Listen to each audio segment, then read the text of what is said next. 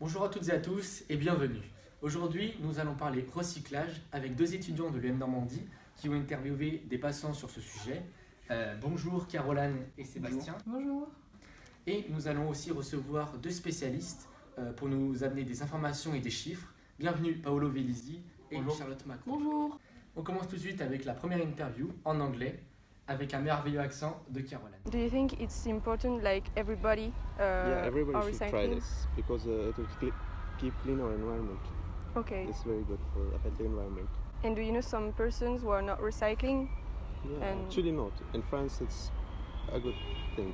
Everybody recycles their garbages. En effet, on peut voir que la France se situe moyennement bien dans le recyclage par la population. En effet, elle est à environ 37%, tandis que l'Autriche et l'Allemagne sont à 66% et 55%. Donc on peut dire qu'elle n'est pas dans le top 5 des pays qui recyclent le plus. Et les gens nous disent qu'ils retrient vachement leurs déchets. Est-ce que vous trouvez que les gens trient? Est-ce qu'ils laissent leurs déchets Oui, par terre dans certaines rues, oui, c'est trié, mais il y en a d'autres, c'est... En moyenne, un Français produit 511 kg de déchets par an.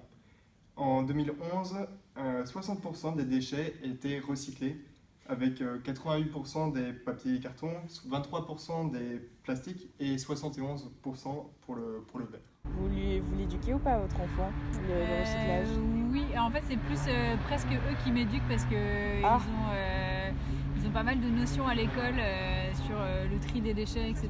Vous trouvez qu'à l'école on enseigne vraiment le recyclage? En tout cas là dans l'école de mes enfants à Boulogne-Billancourt l'année dernière il y avait toute une thématique sur préserver la planète et en fait chaque thème, chaque classe avait un thème. Ah, c'est Et donc sympa. ils ont vachement appris le tri des déchets, le cycle Ok. de l'eau, etc. Et du coup vous triez vos déchets à la maison? Et maintenant oui. Cette interview est vraiment très intéressante puisque aujourd'hui à l'école, des actions d'éducation à l'environnement avec des animateurs du réseau École et Nature sont mis en place depuis 2009 pour inciter les enfants à recycler des produits énergétiques et électriques.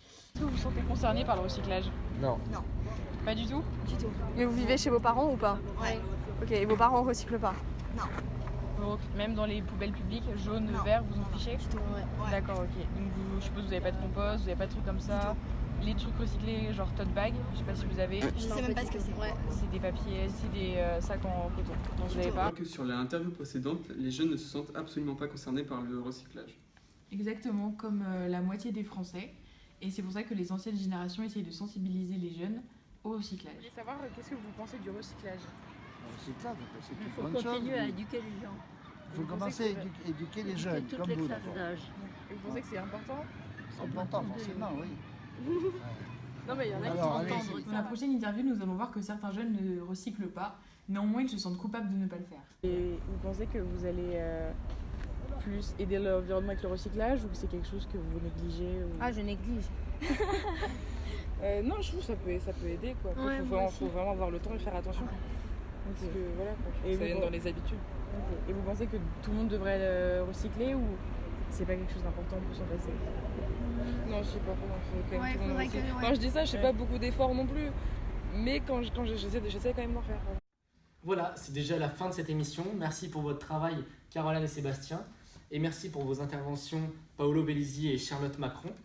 On se retrouve demain pour une nouvelle émission, toujours sur le développement durable. Mais cette fois-ci, nous aborderons le gaspillage alimentaire, avec notamment le créateur de l'application Too Good To Go. Bonne journée à tous.